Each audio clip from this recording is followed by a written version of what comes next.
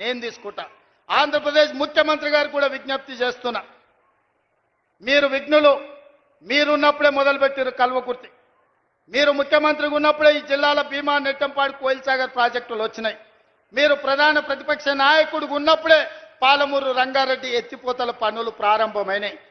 మరి మీరు ముఖ్యమంత్రిగా 10 ఏళ్ళు, ప్రతిపక్ష నాయకుడిగా 10 ఏళ్ళు ఉన్నప్పుడు మొదలుపెట్టిన ప్రాజెక్టులను మీరు అడ్డుకోవడం ఏ మేరకు న్యాయం? చంద్రశేఖరరావు గారు కట్టకపోతే చంద్రబాబు నాయుడు గారు అడ్డుకుంటే న్యాయమా?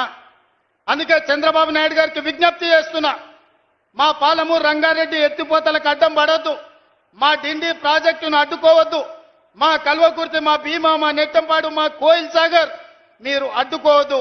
ఒకనాడు పాలమూరు జిల్లాను మీరు దత్తత తీసుకున్నా అని చెప్పారు. మీరు బాధ్యతగా ఉండండి, మమ్మల్ని బ్రతకనియండి, మా ప్రాజెక్టులు పూర్తి చేసుకోనివ్వండి.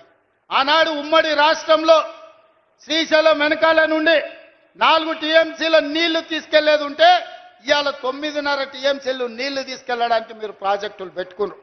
అందుకే చంద్రబాబు నాయుడు గారికి విజ్ఞప్తి చేస్తున్నా, రాయలసీమ లిఫ్ట్ ఇరిగేషన్ 3 టీఎంసీలు రోజుకు తరలించే ప్రాజెక్టును మీరు రద్దు చేసి మీ ఉదారత్వం ప్రదర్శించండి. మీరు 2 రాష్ట్రాలను సమానంగా తెలుగు వాళ్ళను అభివృద్ధి చేయాలన్న ఆలోచనతో ఉన్నది నిజమైతే రాయలసీమ లిఫ్ట్ ఇరిగేషన్ ప్రాజెక్టును రద్దు చేయండి.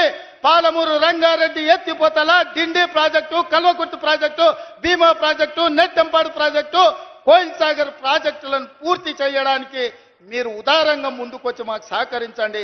మా పాలమూరు బిడ్డలు కృతజ్ఞత ఉన్నవాళ్ళు, మీ మేలు మేము ఎప్పుడు మర్చిపోం. మీరు సహకరించకపోతే మేము చేసే విజ్ఞప్తులు చేస్తాం. మా విజ్ఞప్తులను మీరు వినకపోతే పోరాటం ఎట్లా చేయాలనో పాలమూరుకు తెలుసు.